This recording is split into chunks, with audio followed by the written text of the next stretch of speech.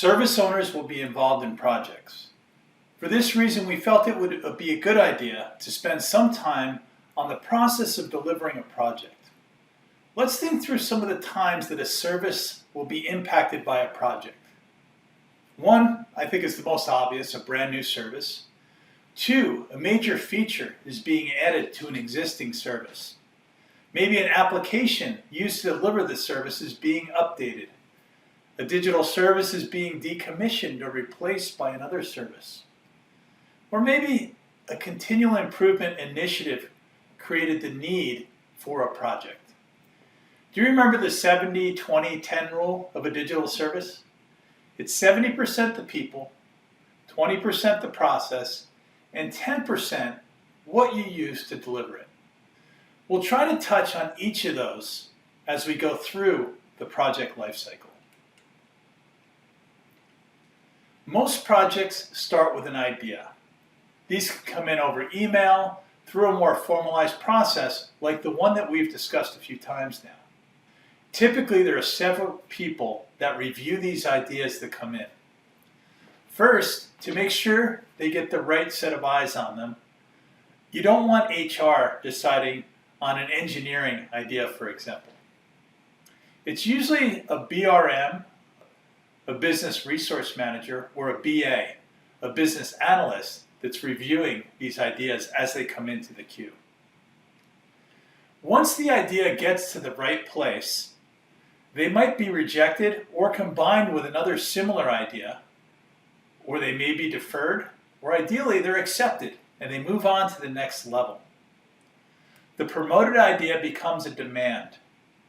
Demand elaboration may include rough cost estimates, resource estimates, stakeholder assessments of things like what do they believe the impact is versus the value and the risk.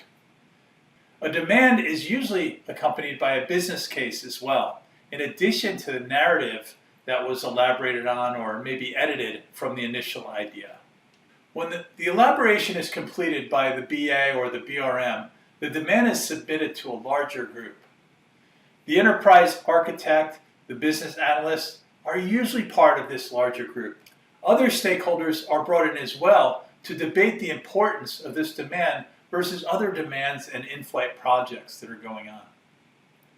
Since this is a financial decision whether to do this or not, impacted service portfolio and service managers may get to be part of this committee.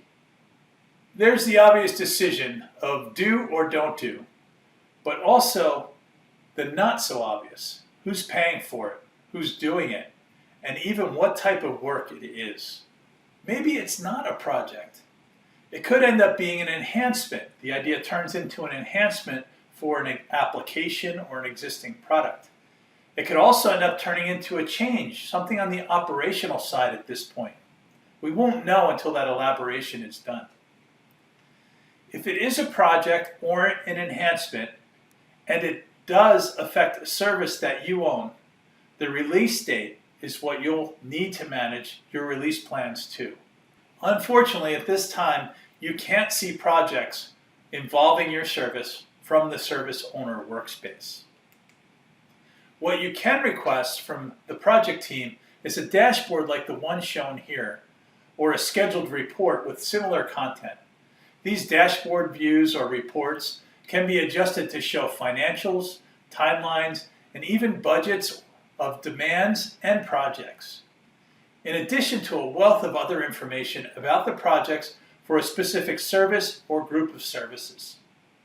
This is the first of 3 views on this group of projects. This is the Overview tab. This is the Timeline tab. Note, when you hover over each one of the milestones on one of the projects that's on the timeline, it will call up the detail as shown to the right. The last view is a financial one. It can show budgeted, planned, and actual costs for all the projects that have been completed, as well as the ones that are being planned or the ones that are currently work in progress. Project teams, including analysts, business resource managers, and project managers, are very important to service owners. It's worth it to spend some time learning their terminology and working to stay as close as you can to deliverables that affect services that you own. If you have a formal project management office, sometimes it's called a PMO, it may be worth your time to familiarize yourself with the Project Management Institute, also called PMI. These are widely accepted standards and certifications for a PMO. This is our last lecture and our last section of this course. Thank you for sticking with us, and congratulations on taking this step towards being a better service owner.